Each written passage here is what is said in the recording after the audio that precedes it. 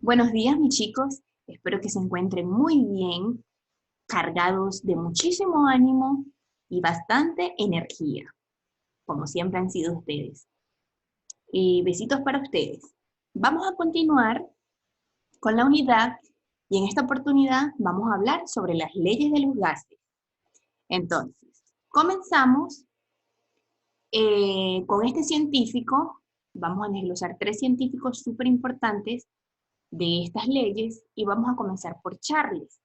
Entonces, quien fue un científico y estudioso de la aeronáutica que llegó a importantes conclusiones en relación con el comportamiento de los gases. ¿Cómo nosotros podemos observar en esta imagen?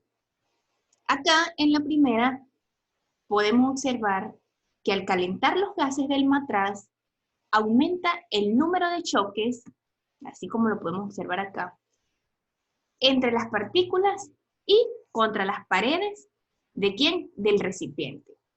Acá podemos observar un mechero, ¿sí? Encendido. Entonces, para mantener constante la presión de los gases, el globo se infla, lo que produce el aumento ¿de qué? Del volumen. Entonces, acá, en esta ley de Charles, ¿qué fue lo que planteó? ¿O qué es lo que plantea? Que a presión constante, la temperatura de un gas aumenta. También lo hace ¿quién? Su volumen y viceversa. Seguidamente tenemos otro científico, quien fue Joseph Gay, quien se centró en la relación temperatura-presión de un gas. Aquí podemos ver un ejemplo, la olla de presión, ¿verdad? Cumple esta ley porque a mayor temperatura, mayor presión, igual como lo vemos acá. Esta ley de Gay señala que a volumen constante fijo, la temperatura y la presión de un gas son directamente proporcionales. Es decir, al elevar la temperatura, como vemos en esta imagen acá, que aumenta la presión. Y al disminuir la temperatura, como lo vemos acá en un solo mechero, disminuye ¿quién? La presión.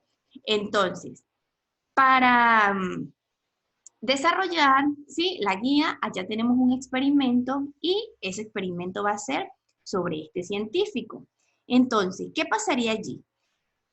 Cuando nosotros vamos a añadir el agua caliente sobre la pelota, esta se va a elevar, ¿verdad? Se eleva la temperatura del aire contenido en ella. Entonces, ¿qué provoca esto? Provoca un aumento en la presión del aire. Por ello se plantea que en ese experimento, ustedes ya lo van a notar, que ella recupera, ¿quién es ella? La pelota, ¿verdad? Va a recuperar su forma original. Entonces, acá, cuando la temperatura es menos, disminuye la presión. Y cuando la temperatura es elevada, ¿quién aumenta? La presión, como lo vemos acá. Por último, tenemos la ley de Boyle. Recuerdan que nosotros realizamos varios experimentos en la sala cuando hablábamos de las ruedas de la bicicleta, cuando hablábamos de la pelota de básquet, siempre le coloco esos ejemplos. Entonces, en la ley de Boyle, ¿quién fue que estudió la relación entre quién? La presión y el volumen de un gas a temperatura constante, como vemos acá. La presión aumenta y el volumen disminuye. Al igual, realizamos un experimento sobre esto con las jeringas. Entonces, podemos decir que la ley de Boyle plantea que a temperatura constante la presión de un gas aumenta. Cuando disminuye su volumen, ¿de acuerdo con quién? Con la teoría cinética molecular de los gases, las moléculas de los gases están en movimiento constante y aleatorio y con frecuencia chocan, ¿sí? Entonces, al disminuir el volumen de un gas, la cantidad de choques entre las moléculas aumenta, provocando ¿qué?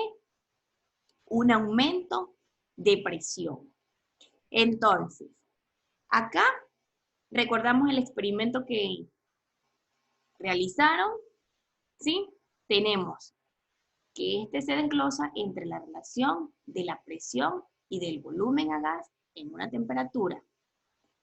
Cualquier cosa, muchachos, recuerden que me pueden escribir a mi correo. Cualquier duda, por favor, por allí estaremos en contacto.